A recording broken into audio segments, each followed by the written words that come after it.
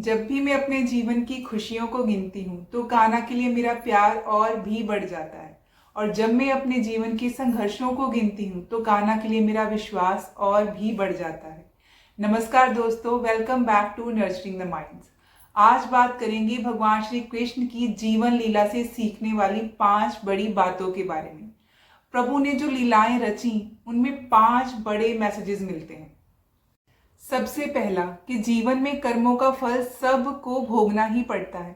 क्या आपने कभी सोचा है कि भगवान श्री कृष्ण क्यों अपने माता पिता को 14 सालों तक कारागार में ही छोड़कर आ गए? क्यों उनके माता पिता जेल में बंदी रहे जबकि उनका बेटा तो भगवान था?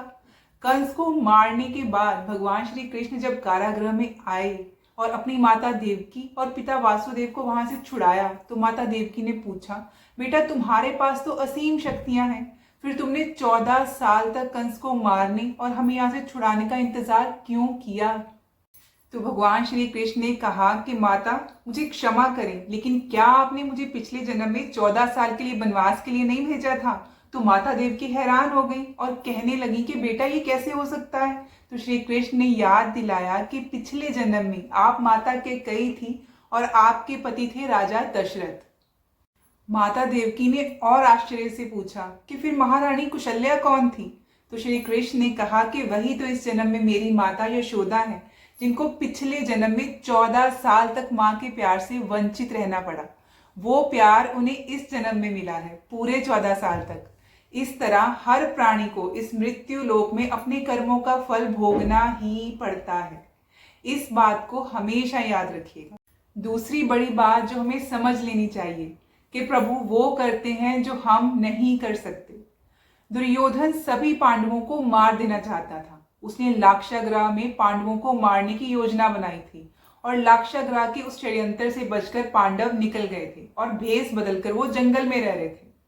उस समय राजा द्रुपद ने अपनी राजकुमारी द्रौपदी का स्वयंवर रखा, तो पांडव भी इस आयोजन में ब्राह्मण के रूप में वहां पहुंच गए।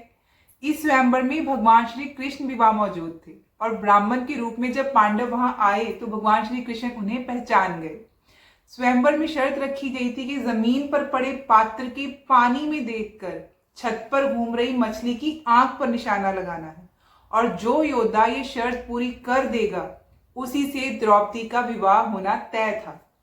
और जब अर्जुन इस प्रतियोगिता में शामिल होने पहुंचे तो भगवान श्री कृष्ण ने उन्हें पूरी विधि समझाई कि मछली की आंख में निशाना कैसे लगाना है।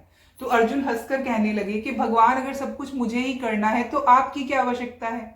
श्री कृष्ण ने कहा कि तुम सिर्फ वो करो जो तुम्हारे वश में है और मैं वो करूंगा जो तुम्हारे वश में नहीं है। तो अर्जुन ने पूछा कि ऐसा क्या करेंगे आप? तब श्री कृष्ण ने कहा कि मैं हिलते हुए पानी को स्थिर कर दूंगा ताकि तुम्हें निशाना लगाने में कोई परेशानी ना हो। प्रभु ने कहा कि बस तुम अपना बेहतर से बेहतर करने की कोशिश करना, और अर्जुन ने वही किया और मछली की आंख में निशाना लगा दिए। हमें भी बेहतर से बेहतर प्रयास करने चाहिए और याद रखना चाहिए कि प्रभु वो कर सकते हैं जो हम नहीं कर सकते। कुछ फैक्टर्स हमारे हाथ में नहीं होते हैं, उनको प्रभु के ऊपर छोड़ देना चाहिए। अगर आपकी भक्ति सच्ची है तो वो भी हो जाएगा जो आपको इम्पॉसिबल लगता है। तीसरी बड़ी बात जो हमें सीख लेनी चाहिए कि प्रभु की भक्ति निष्कपट होती है, असीम प्रेम और असीम श्रद्धा से होती है। कहीं भी मन में कोई भी छल कपट नहीं होना चाहिए। प्रभु के लिए बस असीम श्रद्धा और प्यार होना चाहिए। श्री कृष्ण के बारे में जब भी दुनिया में ब्रह्मांड में चर्चा होती तो लोग पूछते थे कि इनका सबसे बड़ा भक्त कौन है? तो एक ही उत्तर मिलता था कि राधा रानी सबसे बड़ी भक्त है। हर कोई इस बात से सहमत था, लेकिन नारद जी को लगता था कि मैं सबसे बड़ा भक्त हूँ, राधा रानी कैसे सबसे बड़ी भक्त हो सकती है? तो नारद जी को समझाने के लिए श्री कृष्ण ने एक लीला रची। एक बार नारद जी भगवान श्री कृष्ण को मिलने द्वारकापुरी पहुंचे और जैसे ही नारद जी को आते हुए देखा, श्री कृष्ण अपना सर पकड़कर बैठ गए। तो जैसे ही नारद जी आए उन्होंने प्रणाम किया और पूछा, आपने सर क्यों पकड़ा हुआ है? तो श्री कृष्ण ने कहा कि आज मेरे सर में बहुत पीड़ा हो रही है। तो नारद जी ने पूछा, क्या उपाय है, कैसे ठीक हो सकता है? तो प्रभु ने कहा कि मेरा सबसे बड़ा भक्त, मेरा परम भक्त अगर मुझे अपने चरण धोकर चरण अमृत मुझे पिला देता है तो मेरा सर दर्द बिल्कुल ठीक हो जाएगा। अब नारद जी चक्कर में पड़ गए कि मैं सबसे बड़ा कृष्ण भक्त तो हूं, लेकिन अगर मैं अपने चरण धोकर प्रभु को पिलाऊंगा तो नर्क में जाऊंगा। तभी नारद जी के मन में एक विचार आया।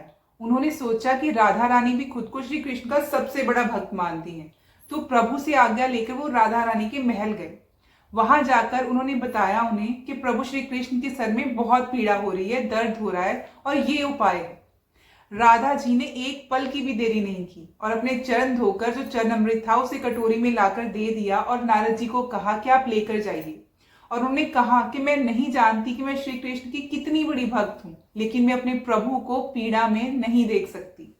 राधा जी ने जब ये बात कही, जो सच्ची भक्ति के भाव उमड़े उनके अंदर से, तो नारद जी ने भी प्रणाम करके उनसे कहा कि आप ही श्री कृष्ण की सबसे बड़ी भक्त हैं और प्रभु श्री कृष्ण ने ये जो लीला रची है, ये सिर्फ और सिर्फ मुझे संदेश देने के लिए रची है कि भक्ति संपूर्ण भाव और श्रद्धा से होती है। चौथी बड़ी लर्निंग जो हमें मिलती है वो मिलती है प्रभु के नाम रन छोड़ दास से। कहते हैं कि प्रभु श्री कृष्ण ने युद्ध न करने की प्रतिज्ञा ली थी, रन छोड़ दिया था। इससे ये सीख मिलती है कि जीवन में कभी भी अनावश्यक बिना जरूरत के अपनी ताकत का लोगों के सामने दिखावा नहीं करना चाहिए। भगवान श्री कृष्ण चाहते तो सब कुछ कर सकते थे, लेकिन जहां जरूरत नहीं थी उन्होंने अपनी ताकत का कभी भी प्रदर्शन नहीं किया। इसीलिए महाभारत में भी वो सारथी बने, योद्धा नहीं। चलिए उनके रन छोड़ने की बात करते हैं। भगवान श्री कृष्ण का जन्म हुआ था कंस का वध करने के लिए और इस धरती को कंस के अत्याचारों से मुक्त कराने के लिए। तो जब वो किशोर अवस्था में थे तभी वो गोकुल से मथुरा आए और उन्होंने दुष्ट कंस का वध कर दिया। कंस की मृत्यु से उसके ससुर जरासंध बहुत दुखी थे। उन्होंने एक बड़ी सेना लेकर आक्रमण कर दिया बदला लेने के लिए। उनके साथ शिशुपाल और काल यवन जैसे शक्तिशाली राजा भी शामिल थे। तो इसके बारे में जब श्री कृष्ण और बलराम को पता चला तो उन्होंने जो निर्दोष नागरिक थे उनकी जान बचाने के लिए और युद्ध को टालने के लिए एक लीला रची। पहले तो रातों रात वहां के जो नागरिक थे उनको समुद्र के किनारे एक नई नगरी बसाकर वहां भेज दिया जिसका नाम था द्वारिका। अगले दिन सुबह जैसे ही युद्ध शुरू हुआ तो जरासंध और उसके साथ के जो राजा थे उन दोनों भाइयों को मारने के लिए शस्त्र उठाने लगे। तो दोनों भाइयों ने रन छोड़कर भागना शुरू कर दिया और जैसे ये भागने लगे इनके पीछे पीछे जरासंध और यवन देश के राजा काल यवन भी भागने लगे। काल यवन को शिव भगवान से वरदान प्राप्त था कि उसे ना तो कोई सूर्यवंशी और ना ही कोई चंद्रवंशी मार सकता है और ना ही कोई अस्त्र शस्त्र से ही उसकी मृत्यु हो सकती है। इसलिए काल यवन बड़ा निडर था कि मुझे तो कोई मार ही नहीं सकता। तो पीछा करते करते वो एक गुफा में जा पहुंचे जहां पर राजा मुचुकुंद गहरी नींद में सो रहे थे। उनको इंद्र देवता से वरदान मिला था कि उन्हें जो भी व्यक्ति नींद से जगाएगा वो जलकर राख हो जाएगा। तो यहाँ श्री कृष्ण ने अपनी दूसरी लीला रची। काल यवन को भ्रमित करने के लिए अपना पीतांबर राजा मुचुकुंद के ऊपर डाल दिया और एक ओट में छिपकर बैठ गए। जैसे ही काल यवन गुफा में पहुंचा उसे लगा कि श्री कृष्ण आराम से सो रहे हैं, तो उसे बहुत गुस्सा आया। उसने एक लात मारी उठाने के लिए। जैसे ही लात मारी राजा मुचुकुंद की नींद खुली और उन्होंने काल यवन की ओर देखा। इंद्रदेव के वरदान से वो जल कर राख हो गया। इसके बाद श्री कृष्ण ने राजा मुचुकुंद को अपने चतुर्भुज रूप के दर्शन दिए और उन्हें मोक्ष का वरदान दिया। जरासंध भी भीम के हाथों मारा गया, वो भी प्रभु की ही लीला थी। प्रभु की इस लीला से हमें ये समझना चाहिए कि देवताओं के वरदान का मान रखना चाहिए।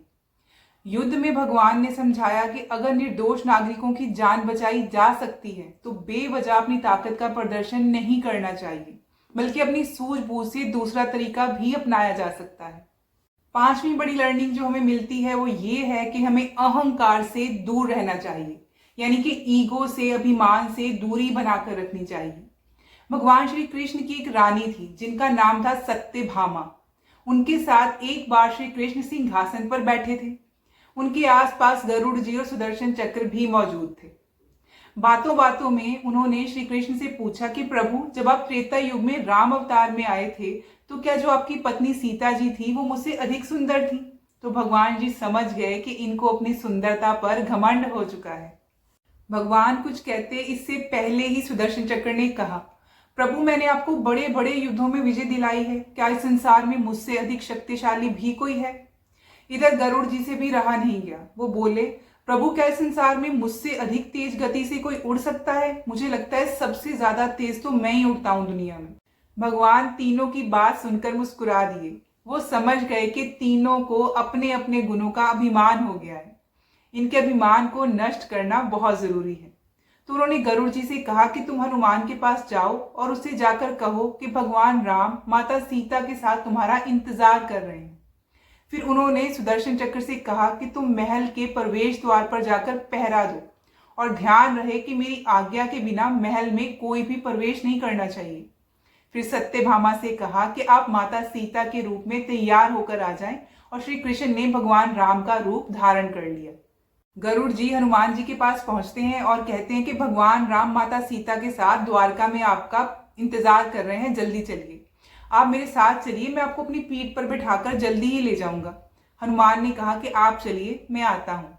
गरुड़ ने सोचा, बूढ़ा बूढ़ा वानर है, पता नहीं कब तक पहुंचेगा, मैं तो द्वारका में फटाफट चलता हूँ। महल में पहुंचकर गरुड़ जी देखते हैं कि हनुमान जी तो वहां पहले से ही प्रभु के सामने बैठे हैं। गरुड़ जी का सिर लज्जा से झुक गया, उनका अभिमान टूट गया। तो फिर प्रभु ने हनुमान जी से पूछा कि आप प्रवेश कैसे कर पाए, कि आपको रोका नहीं दरवाजे पर किसी ने? तो हनुमान जी ने अपने मुंह से सुदर्शन चक्र निकाला और प्रभु के आगे रख दिया और कहने लगे कि मुझे क्षमा करें, अंदर आते समय ये मुझे रोक रहा था तो मैंने इसे अपने मुंह में रख लिया। तो ऐसे सुदर्शन चक्र का भी घमंड टूट गया कि वो सबसे शक्तिशाली है।